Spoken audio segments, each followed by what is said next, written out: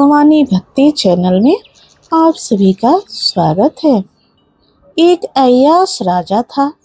वह इतना दूर था कि नगरों में किसी भी खूबसूरत महिला या लड़की को देख लेता तो अपने रुतबे के दम पर उसे हासिल करके ही रहता था। एक बार वह राजा अपने महल की छत पर टहल रहा था।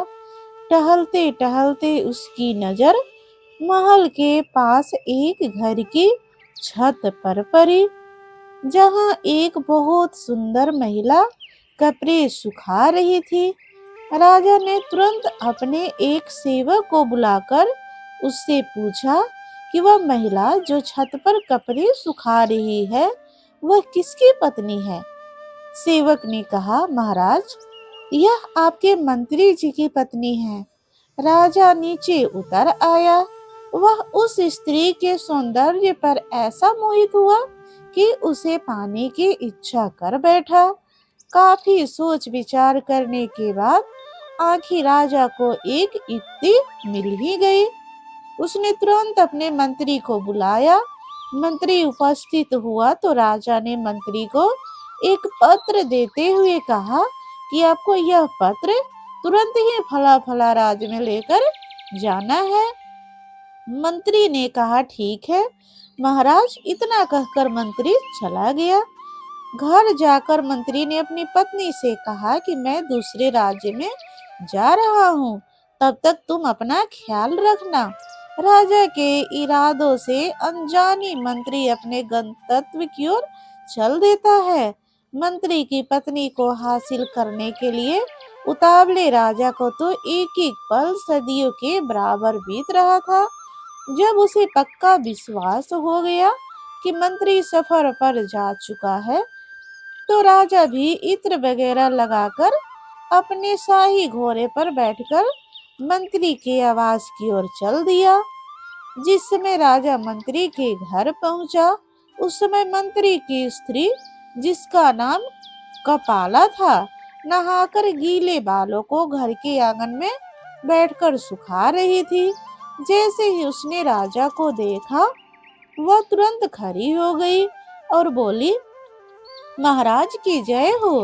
राजा ने हाथ उठाकर मंत्री की पत्नी कपाला का अभिवादन स्वीकार किया। कपाला बोली, कहिए महाराज, आज इधर कैसे आना हुआ। राजा बोला, कुछ खास काम नहीं, बस इधर से गुजर रहा था तो सोचा क्यों न अपने खास मंत्री के घर सब ठीक ठाक है कि नहीं, यही हाल चाल लेता चलो। मंत्री वधु का कपाला ने राजा को इज्जत से बैठाया और सेवा भाव से उसकी खूब खातिरदारी की और अच्छे अच्छे पकवान बनाकर राजा के सामने पेश किए। राजा वहां खाना खाने थोड़े ही गया था।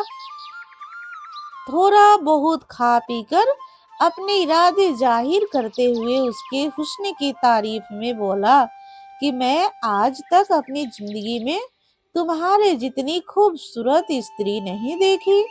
राजा के बुरे इरादों को मंत्री की पत्नी पहले ही तार चुकी थी। वह एक समझदार और पतिव्रता नारी थी। राजा की ऐसी बातें सुनते ही वह समझ गई कि राजा ने जानबूझकर उसके पति को बाहर भेजा है ताकि राजा उसे अपने जाल में फंसाकर अपने बुरे इरादे को अंजाम दे सके। कपाला बोली कि महाराज, एक बात बताइए, शेर जंगल का राजा होता है, क्या जंगल के राजा को यह शोभा देता है कि वह झूठन खाए और गंदगी में मुंह मारता फिरे। अब एक न्याय देने वाले ही अन्याय करने लग जाए तो प्रजा कहाँ जाएगी। महाराज, आपको यह बिल्कुल शोभा नहीं देता कि आप अपने मंत्री की पत्नी से ऐसी बातें करें। मंत्री की पत्नी कपाला के मुख से ऐसी समझदारी और आंखें खोल देने वाली बातें सुनकर राजा खुद पर बहुत शर्मिंदा हुआ।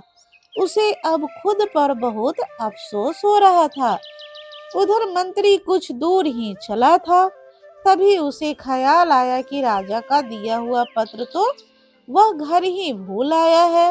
उसने तुरंत अपना घोड़ा मोड़ा और घर की तरफ दौड़ा दिया। मंत्री जब घर पहुंचा और घर के बाहर राजा का घोड़ा देखा तो उसके पैरों तले से जमीन खिसक गई। उसे सारा माजरा समझते देर न लगी। वह समझ गया कि महाराज ने उसे यात्रा पर सिर्फ इसलिए भेजा था ताकि वह अपना स्वार्थ सिद्ध कर सके।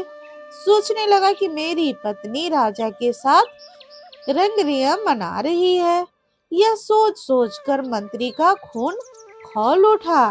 फिर भी मंत्री खून का कड़वा घूंट पी गया और चुपचाप जाकर वह पत्र उठाया और बिना किसी की नजरे में आए, बिना किसी से कुछ कहे सुने घर से निकल गया और राजा की बताई जगह पर वह पत्र पहुंचा दिया। पत्र पहुंचाकर जब मंत्री राजा के सामने हाजिर हुआ तो राजा ने बहुत सारे हीरे जवाहरात इनाम के तौर पर मंत्री को दिए। जब राजा ने ढेर सारे हीरे जवाहरात मंत्री को दिए तो मंत्री का शक और भी गहरा हो गया। मंत्री ने वह सारे हीरे जवाहरात ज्यों के त्यों अपने पत्नी को दे दिए। ढेर सारे हीरे जवाहरात देखकर उसकी पत्नी ने कहा, यह इतना सब कहाँ से आया? मंत्री बोला, यह उस राजा ने तोहफे में दिए हैं। और मंत्री अपनी पत्नी से बिना कुछ कहे उसे उसके मायके छोड़ आया। ऐसे ही समय बीतता गया। ना तो मंत्री ने अपनी पत्नी की खोज खबर ली और ना ही उसे लेने गया। जब इस बात को बहुत दिन हो गए तो मंत्री की पत्नी के भाई आखिर थक हार कर मंत्री के पास पहुंचे और कहा कि वह उनकी बहन को लेने क्यों नहीं आ रहे हैं। तब मंत्री ने कहा कि मैंने उसके प्रति अपने सभी कर्तव्य पूरे कर दिए हैं, वह अब मेरी जिम्मेदारी नहीं। मंत्री की यह बात उसके सालों को चुभ गई और मंत्री के साले सीधे शिकायत करने के लिए राजा के पास पहुंच गए। मंत्री के सालों ने राजा के पास पहुंचकर मंत्री की शिकायत कर दी। राजा ने तुरंत मंत्री को बुलवा लिया। मंत्री के साले बोले, महाराज, हमने एक सुंदर भरा हरा भरा फल फूलों से लदा हुआ बाग इस मंत्री के हवाले किया था, जिसमें एक मीठे पानी से लबालब भरा कुआं भी था। परंतु महाराज आपके सामने खड़े इस शख्स ने हमारे उस हरे भरे सुंदर बाग को उजाड़ दिया, उसके सारे फल खा गया और उस कुएं के मीठे पानी तक को भी खराब कर दिया।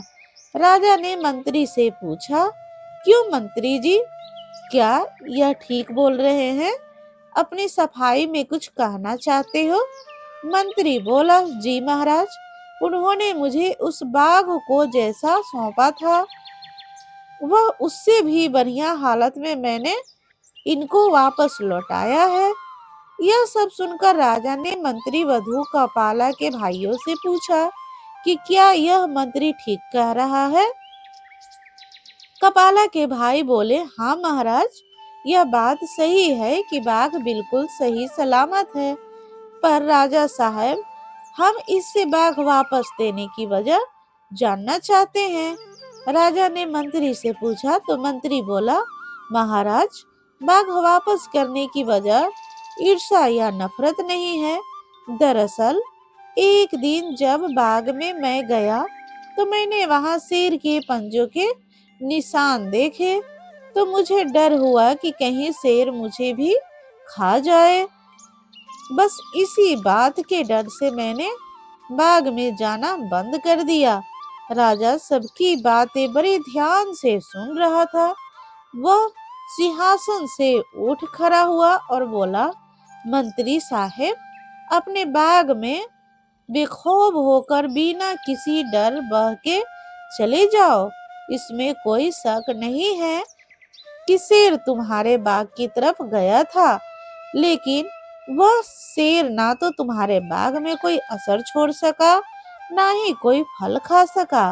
वो शेर तुम्हारे बाग में थोड़ी देर रहा, फिर मायूस होकर लौट गया। राजा बोला कि कसम उस ऊपर वाले की, मैंने तुम्हारे बाग के चारों तरफ लगी मौजूद दीवार जैसी दीवार पहले कभी नहीं देखी। उसके बाद मंत्री सीधा अपने ससुराल गया और अपनी पत्नी कपाला को ले आया। सारा मचारा मंत्री की पत्नी की इज्जत उछालने बिना ही सुलझ गया और दरबार में बैठे किसी भी व्यक्ति को कुछ समझ नहीं आया। तो दोस्तों, कहानी पसंद आई हो तो वीडियो को एक लाइक अवश्य करें और चैनल को भी सब्सक्राइब करें। फिर मिलते हैं कोई नई वीडियो के साथ। तब तक के लिए स्वस्थ रहिए, सुरक्षित रहिए। धन्यवाद।